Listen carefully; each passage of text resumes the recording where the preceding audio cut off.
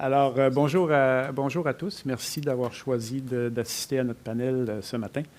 Mon nom est Roger Simard. Je suis pharmacien de formation entrepreneur et collaborateur au CTS, qui d'ailleurs vous présente ce panel ce matin. Le CTS, pour ceux qui ne le connaissent pas, c'est un catalyseur ou un accélérateur, l'accélérateur le plus spécialisé dans l'accompagnement des entreprises qui œuvrent dans le secteur des technologies de la santé. Et ce matin, plus tôt, le CTS a d'ailleurs annoncé le lancement d'un projet qui s'appelle ARFAN, propulsé par Desjardins. Et le projet ARFAN, en fait, est un projet de relais technologique qui vise à améliorer l'accès aux soins de santé en déployant des solutions innovantes, donc adaptées aux particularités régionales. Et l'objectif de ARFAN, c'est de créer, en fait, 3 vitrines technologiques qui vont permettre de renforcer ou d'améliorer l'accès, l'équité et la continuité des soins en régions éloignées et rurales. Je suis privilégié d'avoir avec moi 4 panélistes de haut calibre à qui je vais demander de se présenter et de présenter leur organisation, en commençant par Zoé, s'il te plaît. Bonjour tout le monde, je me présente Zoé Verlam. Je suis infirmière de formation depuis 27 ans. Je suis aussi la directrice de l'innovation en soins de santé chez Bayshore, également membre du CA du SEPSEM et présidente de l'Association de soins à domicile du Québec. Je suis très contente d'être ici aujourd'hui, puis l'accès aux soins en région éloignée me tient au cœur, ayant travaillé 2 ans dans les territoires du Nord-Ouest au début de ma carrière comme infirmière. Merci Zoé, bienvenue. Bonjour tout le monde, Pierre Paquette, je suis ingénieur de formation. Je suis aussi entrepreneur, donc cofondateur d'une entreprise qui s'appelle Essentia. Chez Essentia, on a développé un enregistreur ECG ambulatoire, l'équivalent d'un routeur si vous voulez, mais un appareil à usage unique, dont on fait le déploiement justement dans des régions éloignées, à l'extérieur du Québec. On va en parler tout à l'heure. Bonjour tout le monde. Je m'appelle Richard Fleet, je suis médecin d'urgence et psychologue, titulaire de la chaire de recherche et d'innovation en médecine d'urgence à l'Université Laval. J'étudie les urgences rurales depuis les 14 dernières années. On a parti un projet de Living Lab, le Living Lab Charlevoix. Alors, j'ai très hâte d'échanger avec vous sur des solutions qui vont nous donner espoir pour les régions rurales. Bonjour tout le monde, mon nom est Martin Leclerc, je suis vice-président au développement des affaires pour une société qui s'appelle CareSimple, société québécoise, qui est spécialisée dans le suivi, télésurveillance des patients à domicile. Ça fait 5 ans, dans le fond, que j'œuvre dans ce domaine-là. Notre société, très fière étant québécoise, mais on est surtout sur le marché américain pour l'instant. Et on travaille beaucoup avec les établissements de santé ici pour développer cette technologie-là qui a été développée ici, mais surtout vendue à l'extérieur, mais qui va pouvoir profiter aussi tous les patients en région au Québec. Merci, Martin.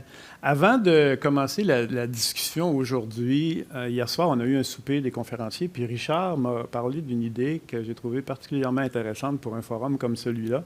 Puis je vais laisser Richard vous poser quelques questions qui vont nous permettre, en fait, de vous présenter pourquoi le thème dont on parle aujourd'hui est un thème important. Richard, tu veux y aller? D'abord, merci Roger. D'abord, c'est intéressant de voir, c'est quand même une salle presque pleine aujourd'hui. Puis je disais, souvent dans les thématiques rurales, il y a un peu moins de monde. Fait que c'est important aussi de savoir à qui on s'adresse. Fait que c'est pas gênant, vous allez voir, mais je vais vous demander de vous lever si la question, c'est oui pour vous. OK? Je vais me lever tout de suite, parce que c'est oui pour moi. Fait que je vais vous demander de vous lever si vous habitez présentement dans une région rurale, que vous définissez vous-même comme une région rurale, et restez debout. Hein? OK, parfait. OK. Je vais vous demander de vous lever si vous venez originalement d'une région rurale. Si vous êtes originaire d'une région rurale, parfait. Je vais vous demander de vous lever si vous travaillez dans des régions rurales, vous avez des liens dans une région. Restez toujours debout jusqu'à la fin. OK. Je vais vous demander maintenant de vous lever si vous avez de la famille qui habite en région rurale.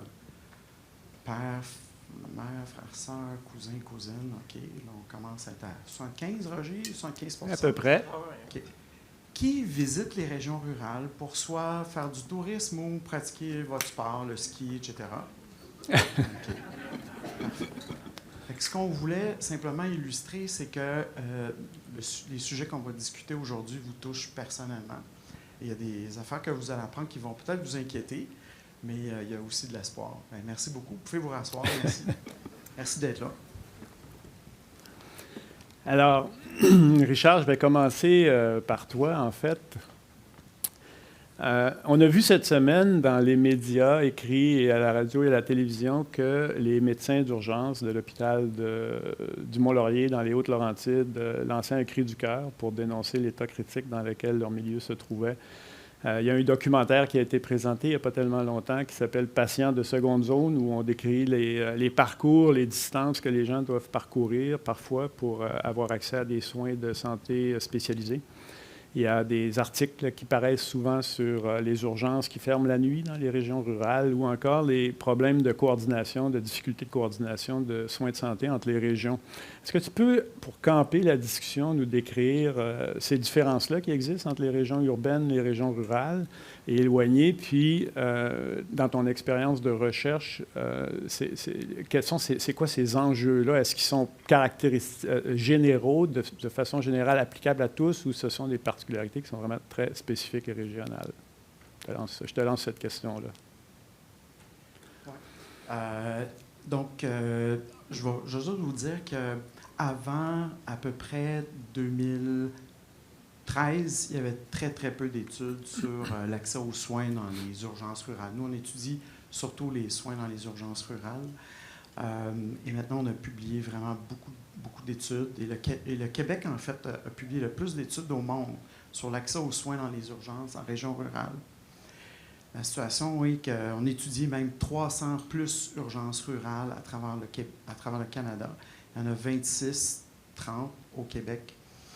Ces endroits-là voient au total, au niveau national, 3 millions de personnes par année. Il y a 14 millions de visites dans les urgences au total. C'est 3 millions de toutes ces visites-là. On parle de places, nous, qu'on a étudiées dans des hôpitaux. Donc, pas des dispensaires, pas des centres des CLSC. Et donc, 300 urgences, l'écart entre les régions et urbaines par rapport à l'accès aux spécialistes, soins intensifs, accès à l'imagerie, seulement 20 de ces urgences-là en région rurale au Canada. Au Québec, c'est mieux, ont des scans, des chirurgiens, des soins intensifs. Donc, nécessite de transférer beaucoup de patients. Ces milieux-là ont toujours de la difficulté à recruter, retenir du personnel. Et nous, on a étudié la mortalité. Et c'est ça qui est quand même assez inquiétant. Déjà, troublant d'être obligé de transférer beaucoup de patients. Souvent, raison numéro 1, c'est pour passer un scan en passant. Les transferts pour imager quand on a peur. Mais on a étudié des causes de mortalité vraiment importantes. Par exemple, si vous avez un accident dans une région rurale au Québec, vos chances de mourir sont 3 fois plus grandes que si vous avez un accident ici à Montréal. Donc, c'est quand même assez inquiétant. Publié dans beaucoup de revues, de prestigieuses revues. Ça a fait le tour des médias. Et l'autre chose, si vous avez un accident cérébrovasculaire dans un milieu rural, ça, c'est au Canada, vous avez 25 de mortalité plus élevée à 30 jours. Fait que la situation est quand même assez inquiétante, puis on n'a pas toutes les données sur toutes sortes de conditions. Mais il y a des inéquités rurales urbaines vraiment importantes. Et actuellement, dans le contexte de pénurie de personnel, il y a des urgences, comme dit Roger, qui ferment. Et c'est inquiétant. Il faut vraiment, pour toutes vous qui êtes touchés par ça, il faut trouver des solutions. À plusieurs égards, il faut s'y mettre pour nous tous, finalement, pas juste pour les gens des régions. Merci, Richard. Zoé, est-ce que tu peux nous décrire, dans l'expérience de Bayshore et dans ton expérience d'infirmière, des exemples de programmes que vous avez mis sur pied pour répondre justement à ces inéquités-là ou ces lacunes-là qu'on retrouve en région éloignée? Oui, bien sûr. Chez Bayshore, on voit souvent que des infirmières spécialisées manquent en région rurale. On a des infirmières NSWA, qu'on dit en anglais. Ce sont des infirmières spécialisées en plaies, soins de plaies, ostomie et continence. Puis, si on regarde toutes les infirmières canadiennes, les infirmières NSWA, ça fait 0,1 de toutes ces infirmières-là. Alors, c'est une expertise qu'on ne trouve pas souvent. Ce qu'on a fait chez Bayshore, on a un programme qui s'appelle Bayshore Wave, puis ça nous permet de connecter des infirmières NSWAC à Toronto avec des infirmiers en zone rurale pour qu'ils puissent faire des suivis. Ces suivis sont tellement importants pour la formation des patients et pour les outcomes, les health outcomes, les soins de santé en particulier. Puis cette technologie nous permet de donner cet accès puis donner un petit peu plus de l'équité. Excellent. Est-ce que Pierre ou Martin, vous voulez parler de vos solutions, en fait, qui peuvent être déployées, puis comment ça peut se déployer dans un contexte de région éloignée, puis quel avantage, finalement, ça procure aux patients, un ou deux? Oui, merci, Martin. Je vais utiliser la technique à Richard, mais là, vous n'avez pas besoin de vous lever, mais je vais quand même vous poser la question. Est-ce que vous savez ce qu'est un holter? Donc, les gens qui savent, vous pouvez lever la main. Donc, j'ai pas mal tout le monde.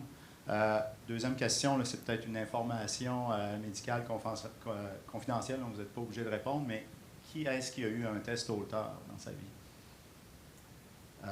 Est-ce que vous avez eu à attendre plus que 2 semaines, on va dire, pour avoir accès au test?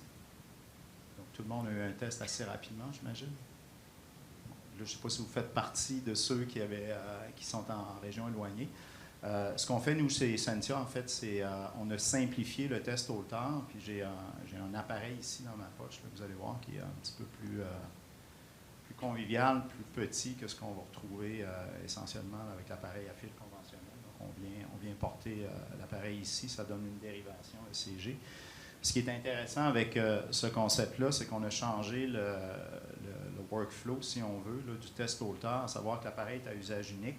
Donc, on peut en mettre à disposition dans n'importe quelle clinique, voire même dans les pharmacies, pour que les patients qui ont une prescription, ça demeure un test sous prescription, puissent avoir accès au test immédiatement.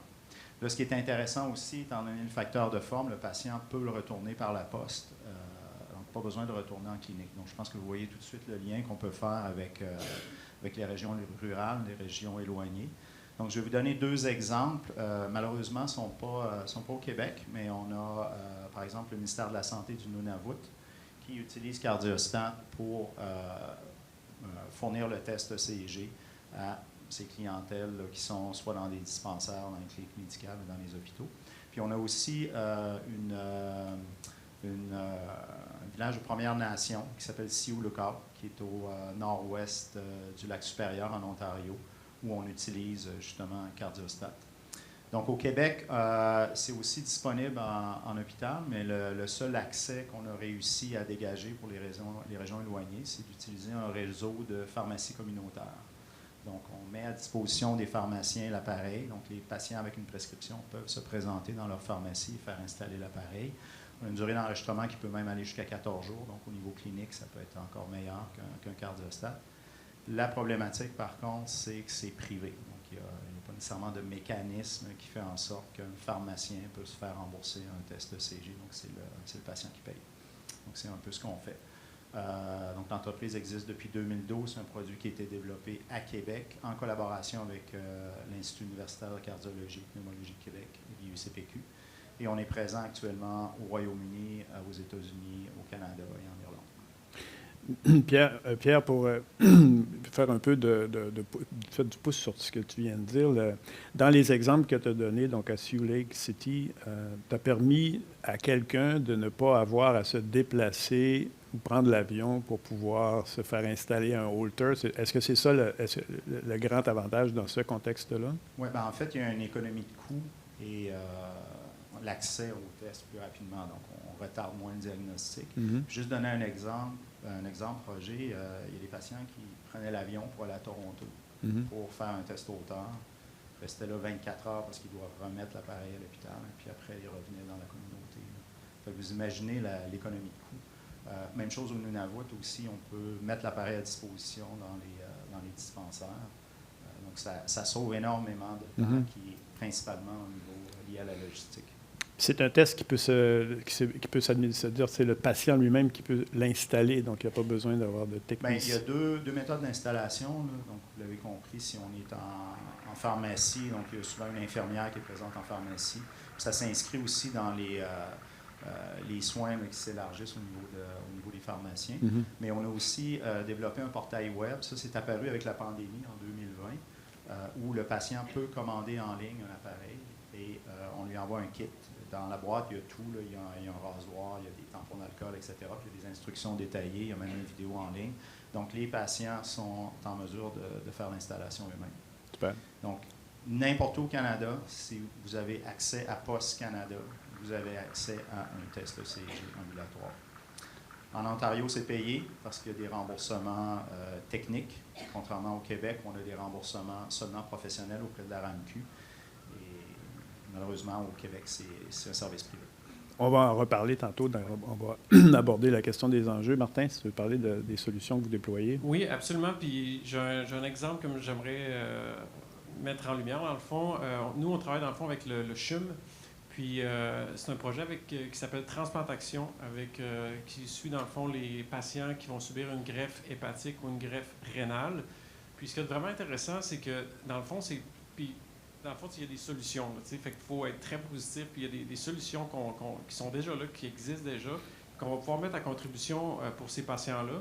Fait que dans le fond, l'objectif du programme avec le CHUM, c'est qu'un patient qui va recevoir l'annonce comme de quoi il va avoir la greffe va devoir patienter, malheureusement, 233 jours. Donc, entre l'annonce du jour de la greffe et la greffe en tant que telle, c'est 233 jours de stress pour le patient. C'est 233 jours que le patient devra partir, par exemple, de régions éloignées, parce que les gens qui vont subir une greffe, dans le fond, les gens qui vont subir une greffe vont devoir se déplacer, c'est ça, c'est qu'ils sont reliés au CHUM. Fait qu'ils vont devoir faire beaucoup de longues distances pour aller à leur rendez-vous. Fait qu'avec, dans le fond, le suivi de patients à distance, il y a un moyen, dans le fond, d'éliminer ces distances-là. Puis, fait que c'est ça. Fait que c'est 233 jours où ce que le patient il subit comme du stress. Fait en suivant à distance, ça fait en sorte qu'on va être capable de prendre ses signes vitaux. On va être capable de rester en contact avec le patient. Fait que c'est là qu'on retrouve les bénéfices. Et ensuite, lors de la greffe en tant que telle, en moyenne, le patient va rester 28 jours à l'hôpital pour la greffe hépatique. Et l'objectif, c'est de diminuer de 50%. Fait que ce qu'on veut, c'est libérer les lits d'hôpitaux. Dans le fond, c'est un des objectifs que le gouvernement se donne. Fait qu'on va leur permettre, dans le fond, de suivre les patients, les retourner plutôt à leur domicile. Ils vont récupérer plus facilement, mais on va être en mesure de suivre, dans le fond, par les signes vitaux, la situation avec le patient. Et suite, dans le fond, au retour à la maison, on va suivre le patient encore une fois pour une période d'à peu près 6 mois. Fait que c'est un programme de 18 mois. Puis, c'est pas aussi ce qu'il faut mentionner, c'est que c'est pas des solutions qui sont très coûteuses. Hein. C'est des objets connectés, c'est quand même abordable. On met ça dans les mains du patient. Et un fait très intéressant au Kentucky cette fois-ci, les patients qui sont sur le programme, dans le fond, en hypertension ou en insuffisance cardiaque, vont être sur le programme pour peut-être 6 ou 9 mois.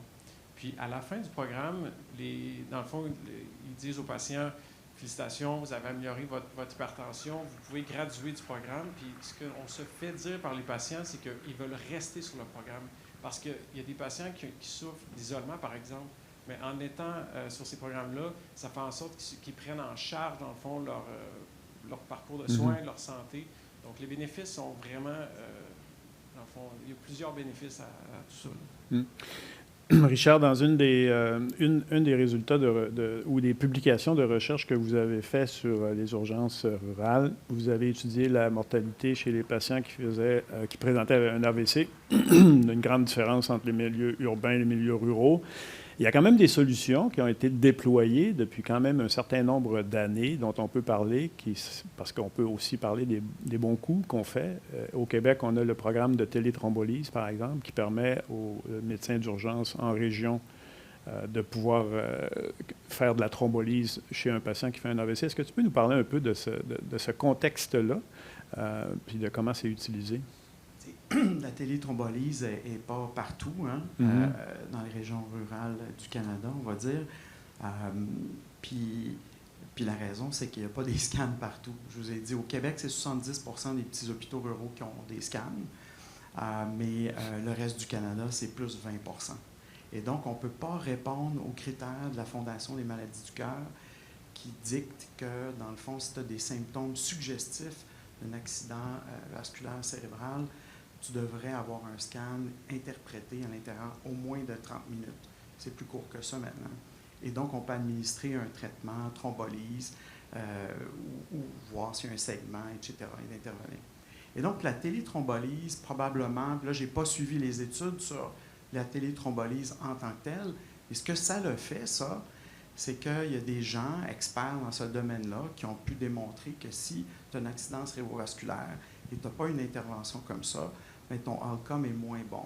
Et ce que ça le fait, c'est que ça a amené des scans dans les régions rurales. Et pour ces régions-là, bien, on utilise le scan partout, embolie pulmonaire, trauma crânien, douleur abdominale. Et qu'est-ce qui arrive? Dans la plupart du temps, ces scans sont normaux, comme dans nos urgences urbaines, mais on évite des transferts vraiment coûteux et incroyables. Il faut imaginer, dans le Grand Nord, transférer un patient pour un scan, c'est, je ne sais pas, l'avion, ça doit être rendu 15 000 $ de l'heure. OK? Donc, votre scan est payé très rapidement. Nous, on a monté des arguments dans différents milieux, incluant Charlevoix, Baie-Saint-Paul, qui n'avait pas de scan. On construit un nouvel hôpital, pas de scan. Et nous, on avait déjà, avec des étudiants en médecine, monté un dossier pour ça. Les chirurgiennes sont revenues et nous ont dit, c'est encore pire, les transferts, si on prend le monde de l'hôpital, le monde des cliniques externes. Et donc, téléthrombolyse, donc quand tu as une intervention qui est bonne, ça amène une technologie. Cette technologie-là rehausse le niveau de soins que tu peux avoir, diminue tes transferts, et là, tes patients, soudainement, sont transférés uniquement quand tu en as besoin. OK? Puis c'est difficile de transférer un patient, tu es toujours en train de vendre quelque chose. Ah, le cas, ouais, c'est vraiment ça? Je vous le dis, là, c'est une particularité. Tous les médecins ruraux vont vous le dire. C'est très compliqué de transférer un patient. Et donc, téléthrombolyse, c'est un exemple. Il y a toutes sortes d'exemples de technologies qui nous permettent de mieux gérer les patients, d'optimiser nos transferts, vous sauver de l'argent, sauver finalement les conditions des patients, et ainsi de suite. Super. Si on parlait des enjeux maintenant ou des défis, des obstacles qui rendent difficile l'implantation de la technologie dans les soins pour les régions éloignées, on peut penser à l'absence, tu viens de parler d'équipements de pointe, ça peut être une question de coût, ça peut être une question d'acceptation d'infrastructures au niveau de l'accès à Internet, etc. Zoé, est-ce qu'il y a des exemples de programmes que vous auriez voulu déployer où vous utiliseriez de la technologie, mais pour lesquels vous avez rencontré des défis particuliers? Puis j'invite les autres à penser à la même... Oui, et on a toujours des défis en financement. Puis je peux vous parler d'un exemple d'un programme qu'on a actuellement dans le nord de l'Ontario. C'est un at-home programme. Puis on a des patients qui sortent de l'hôpital, puis par une entremise de connexion virtuelle, on les connecte à toute l'équipe interdisciplinaire pour suivre un programme de réadaptation fonctionnelle à domicile de 15 ou 25 jours. Ces patients-là, si on n'aurait pas ce programme parce qu'ils vivent dans le nord de l'Ontario, c'est certain qu'ils resteraient plus longtemps à l'hôpital. Alors, ils seront des patients NSA, des patients niveau de soins alternatifs. Alors, l'enjeu au Québec, présentement, c'est d'avoir un financement pour des programmes similaires, mais en région rurale. On voit beaucoup de programmes Hospital at Home en région urbaine, puis ça fonctionne comme ça, mais en région rurale, c'est beaucoup plus facile d'avoir des financements. Pierre? Ça rejoint un peu ce que Zoé vient de dire. En fait, c'est peut-être pas une question de budget. Puis là, je parle spécifiquement du Québec parce que dans d'autres juridictions, notre produit a un petit peu plus de traction. Mais c'est qu'il n'y a pas de mécanisme de remboursement qui est en place. Par exemple, si on approche une institution de santé avec cardiostat, un hôpital, par exemple, ça va rentrer dans le budget, par exemple, de l'électrophysio. Puis là, s'il y a une valeur clinique, ils vont adopter le produit. Donc ça marche assez bien. Mais par contre, un GMF ne peut pas facturer aux patients nécessairement la technologie. On tombe dans les fameux frais accessoires. Et autrement, là, c'est le patient qui doit payer. Et là, quand le patient paye, il doit payer l'intégralité du test. Ça veut dire qu'il doit payer la partie technique, mais il doit payer aussi la partie professionnelle. Donc, le cardiologue qui fait l'interprétation, étant donné que le test ECG s'est fait au privé, bien, lui, il ne peut pas facturer RAMQ. Donc, on se retrouve avec une demande, un besoin clinique dans les régions Puis c'est pas tellement une question de budget, c'est qu'il n'y a pas de canal de remboursement qui fait en sorte que, par exemple, un petit dispensaire va pouvoir payer pour quelque chose comme ça. C'est ça qui est difficile. Puis en Ontario, comme je le disais avant, il y a des codes de remboursement professionnels comme on a avec la RAMQ, mais il y a toute une série de codes aussi au niveau technique. Donc, j'ai ECG ambulatoire en continu jusqu'à 60 heures, qui est en fait un routeur 24 heures. Après ça, on a jusqu'à 7 jours, puis on a jusqu'à 14 jours. Puis, n'importe quel patient qui est assuré au HIP en Ontario peut bénéficier d'un test cardiostat sans frais, peu importe où ça a été installé, parce qu'il y a un remboursement technique. Donc, c'est sans égard à l'institution où ça a été installé. Donc, c'est ça le plus gros défi pour nous au Québec. D'où le fait qu'on a mis en place un mécanisme privé qui n'est pas nécessairement ce qu'on avait en tête au départ, parce que notre mission, c'est de démocratiser les soins de santé auprès des institutions publiques. Au niveau de... Peut-être un Vas-y, point, Martin. si tu permets. Au niveau de la technologie aussi, ce qui a été intéressant de l'évolution des dernières années, c'est qu'on est passé d'une technologie Bluetooth à cellulaire. Puis, dans le fond, les patients qui vont bénéficier du suivi de patients à distance, bien, comme nous, par exemple, la moyenne d'âge est de 72 ans. Fait qu'une des choses qu'on doit avoir, c'est la simplicité. Et lorsqu'on demandait à un patient, par exemple, de 75-80 ans, d'embarquer dans un programme et qui devait prendre son téléphone, puis c'est pas tout le monde qui a un téléphone, fait que ça, il faut prendre ça aussi en considération. C'est pas tout le monde qui a le luxe d'avoir un téléphone. Fait qu'à ce moment-là, on demandait de prendre le téléphone, de faire le pairing avec l'objet connecté, que ce soit un tensiomètre, un glucomètre, un oxymètre. Ça rendait la chose compliquée. Puis, c'est pas vrai que les patients ils attendent ardemment d'être sur un programme de suivi de patients à distance. Fait que quand on arrive, il faut que ce soit simple. Fait que la venue de la technologie cellulaire a vraiment beaucoup changé la donne et l'accessibilité, dans le fond, à ce type de soins-là de médecine préventive. Donc, le remboursement, simplicité d'utilisation. Richard, on est allé avec le CTS dans le cadre du programme ARFAN, on est allé dans des milieux en région intermédiaire ou éloignée ou rurale. Et on s'est rendu compte que, tantôt on a parlé de la téléthrombolyse, il y avait dans le milieu qu'on a visité deux appareils. Il y avait l'appareil qui permettait aux professionnels de l'urgence aux médecins d'urgence de faire de la téléthrombolyse, puis derrière cet appareil-là, il y avait un appareil qui servait, lui, à faire de la téléconsultation, puis il était derrière, qu'on nous a dit, parce qu'il était plus ou moins utilisé. Donc, c'est quoi l'enjeu qu'on pourrait définir qui fait en sorte qu'une technologie qui est utile, qui est simple, qui fonctionne, pour lequel il y a une rémunération, ne sera pas utilisée, par exemple, par un médecin quand ça pourrait être très utile? Est-ce qu'il y en a qui sont capables d'imaginer pourquoi, une des raisons importantes, pourquoi la télémédecine, par exemple, dans un contexte d'urgence, ne serait pas utilisée? On va dire que ce n'est pas un problème de remboursement maintenant, ce n'est pas un problème de collège des médecins, tout est clean. Là. OK, oui. OK, ça peut être la bande passante. Mais là, on l'a déjà pour la téléthrombolyse, par exemple. On l'a déjà, la bande passante, ce n'est pas un problème, on va dire. Non, pas vraiment. Fait que, changement d'habitude, potentiellement. Mais il y a un autre facteur qui est un facteur psychologique. C'est essentiellement, et c'est là qu'il faut vraiment travailler, c'est vraiment de se faire observer par quelqu'un d'autre en train de faire un acte ou de demander. Au téléphone, c'est correct, puis qu'est-ce que je ferai avec ça? OK, je vais te le référer, on le transfère. Mais quand tu commences à demander de l'aide, on va dire dans une salle de traumatologie avec une caméra, avec un soutien assez sophistiqué, il y a un facteur psychologique. Donc, est-ce qu'on va me juger? Est-ce que... Puis de plus en plus, les médecins ruraux, c'est sorti dans nos études, on se sent un peu toute seule. On ne sait pas avec le temps, est-ce qu'on suit toutes les formations, puis sont vraiment très top, là. C'est spectaculaire quand on reçoit les gens font un excellent travail.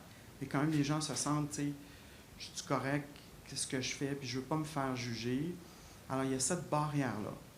Et ça, c'est une barrière vraiment importante. Et c'est pour ça qu'on disait hier au souper, que c'est important de changer il faut faire beaucoup de transformations dans la formation des médecins. Là. Ça, c'est sûr et certain avec toutes les technologies, puis l'intelligence artificielle. Mais une des choses, c'est que nos jeunes étudiants en médecine doivent tout de suite être en télémédecine. Ils doivent jouer avec tout ça et ça doit faire partie de la culture. Puis pour une région rurale, puis j'en ai vu en Australie, là, pour entrer d'une salle de trauma, les petites urgences rurales sont toutes équipées d'écrans de caméras sophistiquées. Tu arrives avec ton cas, tu pèses sur le piton si tu veux, bang! Il y a une centrale qui s'allume, puis on te demande est-ce que tu as besoin d'aide aujourd'hui? C'est quoi le cas? OK, on voit tous les signes vitaux. L'hélicoptère est en route, si vous voulez. L'hélicoptère parfait. Puis on vous assiste dans la gestion de vos soins. On peut popper up un YouTube sur la procédure. On vous assiste avec la procédure. 2-3 spécialistes arrivent à l'écran. C'est quand même assez sophistiqué. Et on pourrait faire la même chose, mais il faut bâtir cette culture-là. Donc, nous, les urgences rurales. Et là, vous pourriez, en faisant ça, checkez bien, vous pourriez, même si une urgence ferme parce qu'il manque de personnel, il reste quand même du monde, là, vous pourriez amener des résidents, des étudiants en médecine, des étudiants en soins infirmiers, donc qui n'ont pas terminé, avec quelques personnes d'expérience, soutenues en télémédecine à distance. Et là, vous venez d'aller chercher un gros bassin de professionnels potentiels, jeunes, motivés à faire quelque chose. Et vous avez ces liens-là avec les régions, avec les milieux urbains, soutenus finalement aussi par l'intelligence artificielle où vous allez mettre l'échographie, ça va vous dire le volume de votre aorte, y a-t-il du liquide libre, ça existe déjà tout ça. Et vous allez pouvoir vraiment combler un problème de pénurie de personnel, encourager les jeunes à aller en région, puis amener la technologie à un autre niveau. Et en tout cas, mes barrières, c'est beaucoup psychologique, tu sais, le jugement, puis tout ça. Là, ça risque de prendre une génération avant que ça change. Est-ce que tu vois... Il faut changer ça tout de suite, tu sais. Fait que nous, dans notre projet de Living Lab, Charlevoix, on a créé un stage de leadership et d'innovation où on l'ouvre à des résidents, des étudiants en médecine, 10 cohortes, 70 personnes, mais on l'ouvre aussi à d'autres professionnels, des décideurs d'anciens maires, qui passent du temps à essayer de résoudre des problèmes en utilisant le design thinking. Et on teste des affaires dans ce milieu-là. Et on teste surtout cette culture d'innovation. Comment tu implantes une innovation dans un milieu, ça aussi, de façon générale, pas toujours facile. Martin, on a vu pendant la pandémie se produire une situation assez intéressante en termes de, justement, on revient à la question du financement de l'utilisation de la technologie. Durant la pandémie, du jour au lendemain, la téléconsultation a été remboursée. Il y a eu un cadre législatif qui a été changé. Il y a eu des protocoles de remboursement. Les actes étaient... il y avait une parité au niveau du remboursement pour la téléconsultation. Aux États-Unis, pendant la pandémie, la même chose s'est produite. Donc, le CMS s'est rendu compte qu'il fallait absolument que cette situation-là change. On voit maintenant arriver au Québec les projets pilotes d'hôpital à domicile. Est-ce que tu vois, toi, arriver maintenant une situation au Québec où on va vivre la même expérience qu'aux États-Unis? Bien, en fait, je le souhaite. Je ne le vois pas assez encore, malheureusement. Mais effectivement, pendant la pandémie, en fait, c'est en 2018 ou 2019, aux États-Unis, ils ont développé les codes de remboursement. Puis c'est un peu ça qu'on aimerait avoir ici, parce qu'en développant ces codes de remboursement-là, dans le fond, ça fait en sorte qu'on a des balises, les règles du jeu. T'sais. Nous, on veut le faire, on veut se lancer, on veut faire profiter, dans le fond, de la technologie qu'on a développée ici à notre population, mais on ne sait pas c'est quoi les règles, on ne sait pas où commencer. Fait que les codes de remboursement, c'est ça principalement que ça a fait aux États-Unis. Puis c'est pour ça qu'on s'est concentré un peu sur les États-Unis, mais on veut être ici. Puis, dans le fond, juste pour vous expliquer, aux États-Unis, il y a 4 codes de remboursement. Le premier, c'est pour embarquer le patient sur le programme. Le deuxième, dans le fond, le médecin et son équipe doivent ramasser 16 mesures par mois, dans le fond, pour obtenir le remboursement. Donc, à peu près une mesure à tous les 2 jours. Puis le troisième et quatrième code de remboursement, c'est pour le temps passé avec le patient. Mm-hmm. Dans le fond, c'est comme ça que ça fonctionne aux États-Unis. Puis on pourrait s'inspirer très facilement, dans le fond, de ce modèle-là qui est juste de l'autre côté de la frontière. Mm-hmm. Et si je demandais à chacun d'entre vous, puis peut-être qu'on pourra le demander aussi aux gens dans la salle, si je vous donnais, je vous donnais une baguette magique, je vous prêtais une baguette magique, et que je vous demandais qu'est-ce que vous feriez si vous aviez une baguette magique dans les milieux dans lesquels vous travaillez au niveau des soins de santé en région, Zoé? Pour moi, c'est donner le choix aux personnes de choisir où ils veulent se soigner, par qui et quand. Vraiment, c'est le choix. Pierre?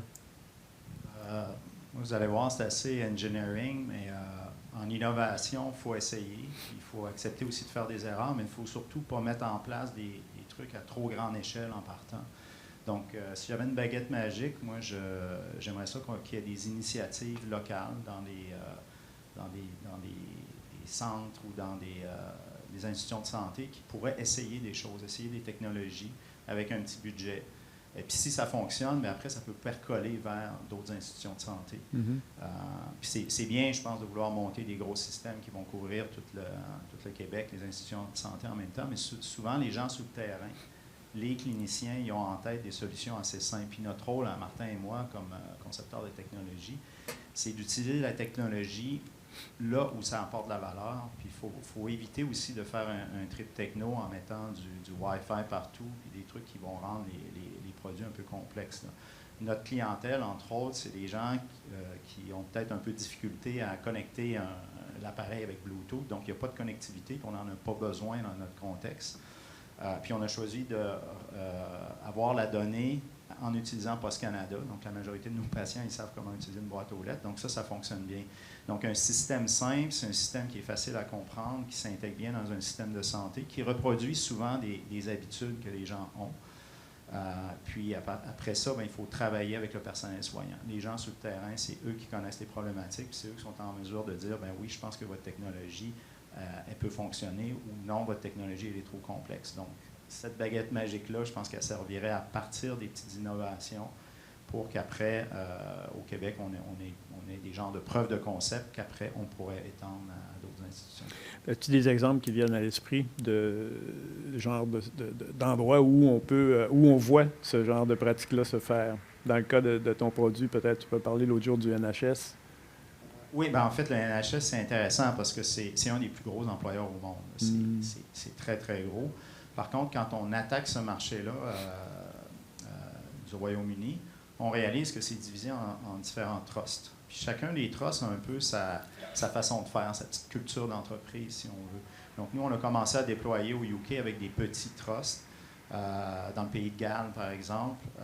Puis on n'était pas dans les gros centres à Londres. Puis là, on sent qu'il y a un petit peu plus d'agilité, un peu plus de flexibilité dans l'adoption des technologies. Puis on sentait aussi que c'était de l'essai-erreur. Si ça ne marche pas, on est sorti, puis ça ne fonctionnera plus. Donc, on a intérêt à bien fonctionner, là. Donc, c'est une approche qui part de la base, si on veut, même si on est dans une grosse organisation.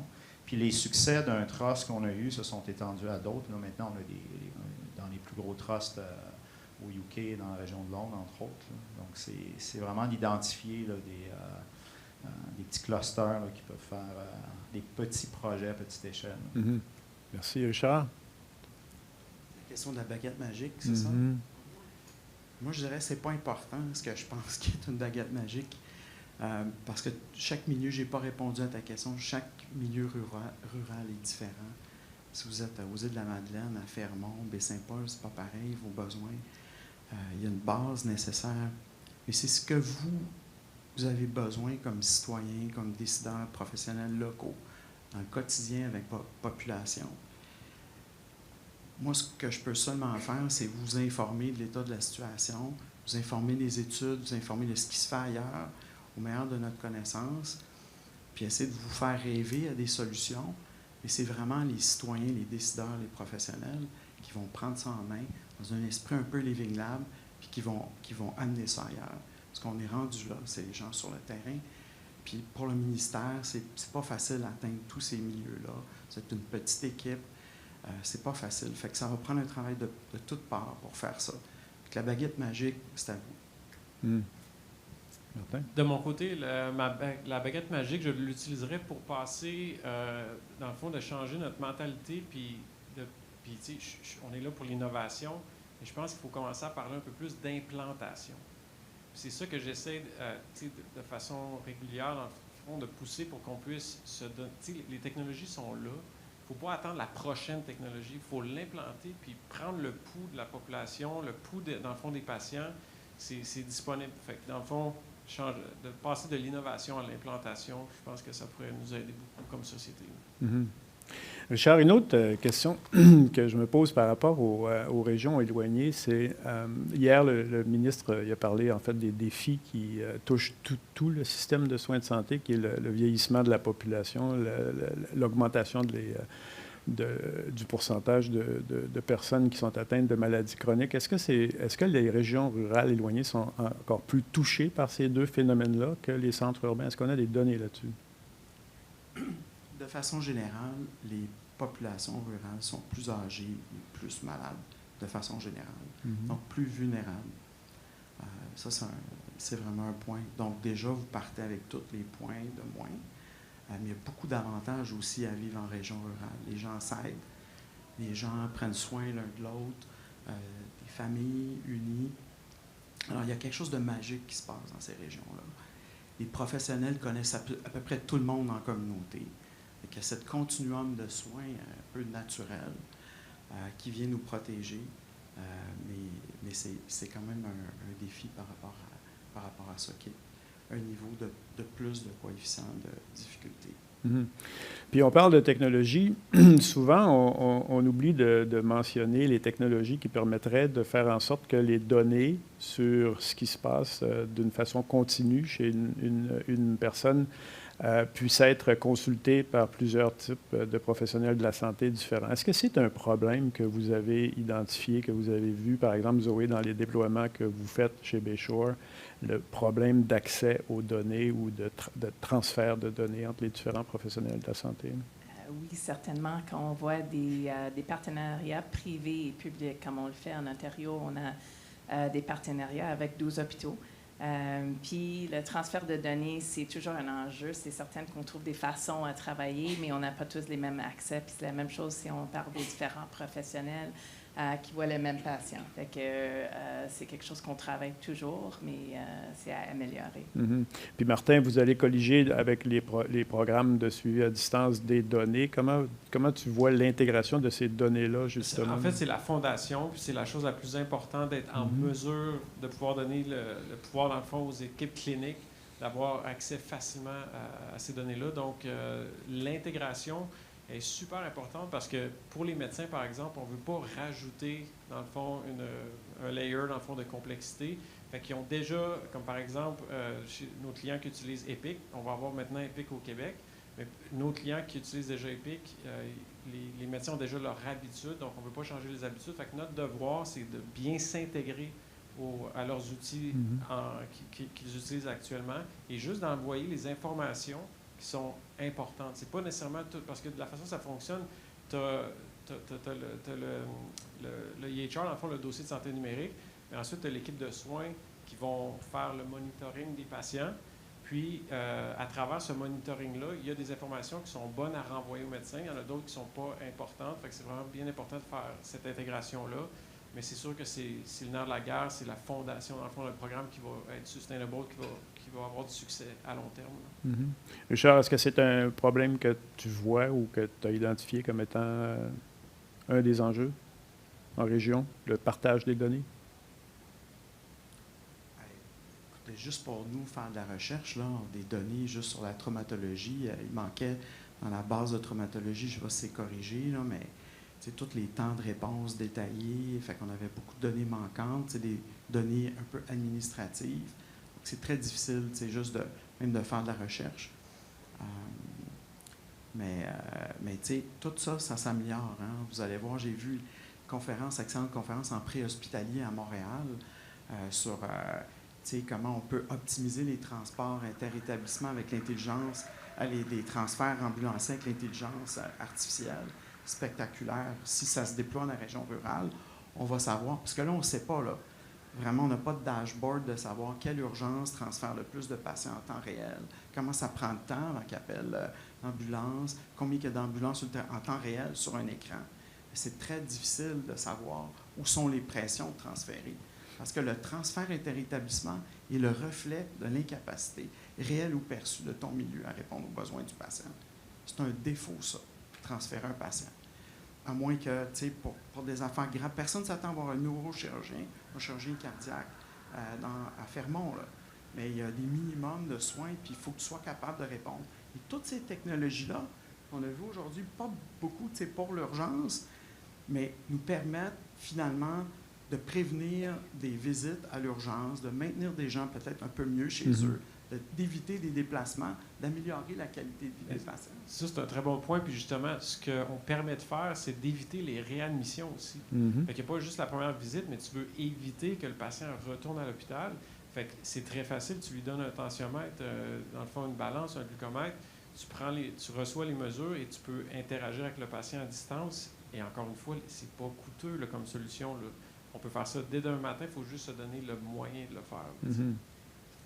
Roger, si tu permets, Vas-y, juste absolument. avant que j'oublie ça, tu sais, parce que j'ai fait un petit panneau comme ça à Effervescence il y a quelques jours. C'est sur l'hôpital du futur. Puis on discutait, on disait, tu sais, peut-être que l'hôpital du futur, finalement, c'est un hôpital où il y a juste des patients qui ont vraiment besoin d'être là. Puis tous les autres peuvent être monitorés chez eux s'ils le veulent. OK? S'ils le veulent. Mais on peut aller bien plus loin que ça. OK? Comment faire en sorte que vous ne rentrez pas à l'hôpital, vous rentrez juste à la fin de votre vie, peut-être juste d'un soin palliatif? C'est quoi la solution de ça? C'est la prévention. C'est de miser sur votre santé. Bien manger, bouger, aller écouter Pierre Lavoie aujourd'hui, ça va transformer votre vie. Lisez son livre. On est rendu là. On ne peut plus répondre aux besoins. Il faut que les gens se prennent en main. Et toutes ces technologies-là, ça s'appelle des wearables. Ma bague monitorise à peu près tout, en même temps que ma montre, et ça ne fait que s'améliorer.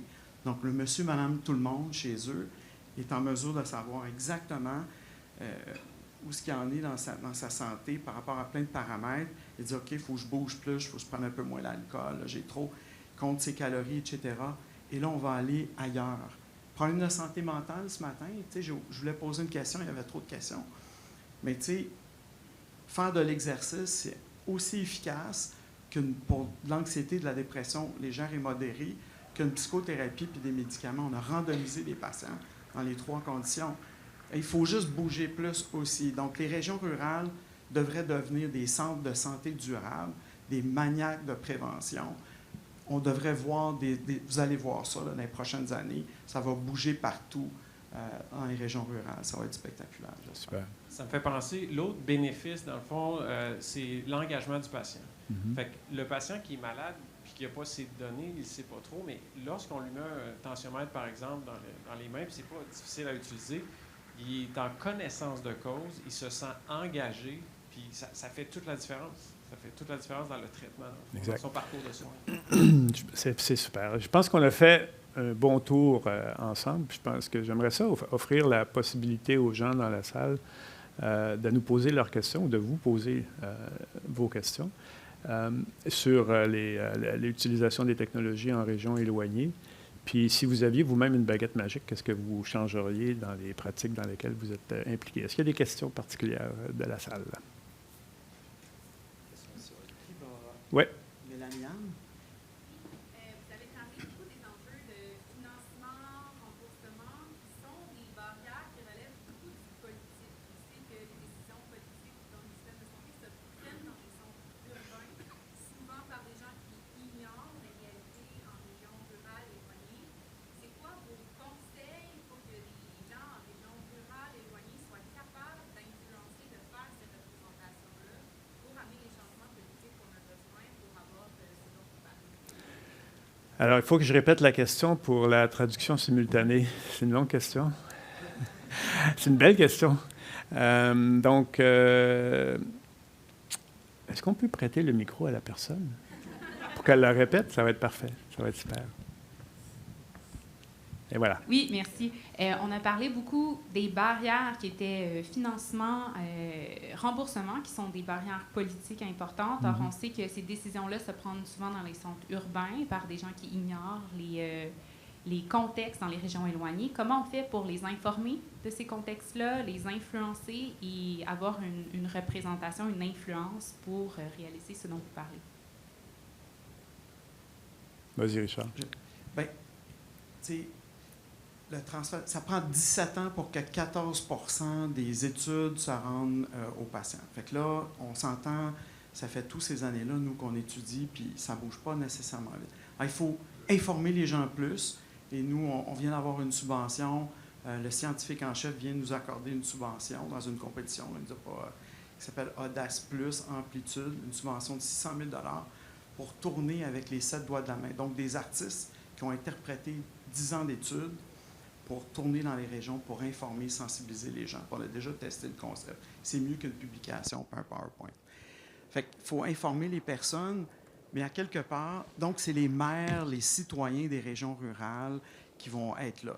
De plus en plus, vous allez voir ça. Les maires vont jouer un rôle, ils vont appeler leurs gens au niveau politique, puis ils vont dire, écoute, Puis tu vas voir, puis il faut décentraliser la direction de ces petits hôpitaux-là. Les 26 hôpitaux ruraux devraient devenir des genres de living lab, puis inspirer toutes les autres du système de santé. Ça, c'est mon opinion, parce que ça mobilise citoyens, décideurs, professionnels, puis ça amène du monde motivé pour toutes les techs, mais aussi pour toutes sortes d'affaires. Excellente question, Mais Richard, est-ce qu'il y a d'ailleurs un forum ou une table où les représentants justement des régions éloignées, les centres hospitaliers des régions éloignées se réunissent, où on discute? Par exemple, une réunion comme aujourd'hui, c'est probablement le seul panel qui a eu sur la problématique des régions éloignées. Est-ce qu'il existe ce genre de forum-là au Québec? Bien, les maires en parlent entre eux, hein, dans les fédérations des municipalités. Toutes ces associations-là, c'est pas toujours en haut du sujet, mais c'est là. Présentement, on a un stage de leadership et d'innovation où c'est uniquement des maires d'une région rurale, MRC du Granit, qui veulent juste réfléchir aux soins de première ligne dans leur région. C'est spectaculaire. Des personnes, souvent plus que 60 ans, qui veulent faire quelque chose pour leur population. Et eux vont être des porte-parole. Et de plus en plus, on voit ça. Fait qu'on invite des citoyens dans des congrès à participer, mais pas assez. Et il faut vraiment... ce genre d'affaires-là pour les régions rurales doit vraiment rejoindre les citoyens. Parce que c'est seulement de cette façon-là, je pense qu'on va arriver à changer les choses. C'est trop long à amener la recherche aux décideurs, puis cogner à la porte tout le temps. Moi, je ne peux pas faire ça. Puis c'est tout le monde qu'il faut qu'ils travaillent ensemble. Merci. Est-ce qu'il y a une autre question dans la salle? Oui, une question là-bas. Ce matin, la ministre discutait de soins à domicile. On sait qu'il y a des gros enjeux de navettage dans les régions éloignées, des enjeux de réseau. Est-ce que les discussions en ce sens, est-ce qu'il y a des discussions en ce sens, comment l'innovation peut être mise à profit pour les soins à domicile dans les régions rurales? Je prends l'Ontario, par exemple, comme exemple. Nosum a peut-être un programme avec vous, Bayshore. Je ne sais pas comment ils voient ça en termes d'interdisciplinarité. Déjà qu'on a des problèmes de gestion de données entre les professionnels. Comment on amène ça dans le rural, l'innovation? Je pense que pour nous, la clé pour amener ça dans le rural, c'est vraiment les technologies. On est d'accord qu'on ne va pas avoir accès à tous les spécialistes en rural, mais quand même, il faut travailler avec les professionnels de santé qui sont là, avec l'entremise des technologies, comme on a parlé beaucoup, pour assurer une équité d'accès. L'autre question. Merci, Philippe. Oui, bonjour, merci beaucoup pour ce panel. Je me demandais qu'est-ce qui est fait vis-à-vis des communautés autochtones, comment sont-elles incluses dans ces réflexions-là, quelles sont les démarches qui ont été entreprises et la collaboration autour de ces questions. Tout le monde se tourne vers moi. Voilà. Bonne question. Non, je ne sais pas. Bon. Donc, nous, dans un premier temps, on s'est intéressé vraiment aux hôpitaux. OK? On pouvait dire, on a juste des limites pour commencer. Fait qu'on s'est intéressé à des hôpitaux dans des petites villes rurales, 10 à 15 000 habitants, plus qu'une heure de transfert d'un centre de trauma secondaire, tertiaire. Et donc, il y en a plus que 300 comme ça, 26 au Québec. Alors, c'est certain que la situation, elle est beaucoup pire dans les communautés autochtones et il faut faire quelque chose. Donc, on essaie, on a établi des contacts là, au fur et à mesure. Mais il faut faire quelque chose, c'est que ce soit nous ou plein d'autres personnes. Il y a beaucoup d'initiatives à travers le Canada. Health Excellence Canada, beaucoup d'initiatives présentement à l'échelle nationale pour des communautés autochtones. Il faut vraiment faire quelque chose là. Mais si je ne me trompe pas, Richard, ces communautés-là sont sous Santé Canada. Parce que nous, on a approché Santé Canada pour desservir ces communautés-là. Puis là, on fait face à une machine qui est encore un petit peu plus grosse, là, quelquefois. Là. Puis Santé Canada, leur mandat premier, c'est pas nécessairement l'administration des soins aussi. Là. Du moins, de notre perspective, c'est ce qu'on a trouvé un peu difficile.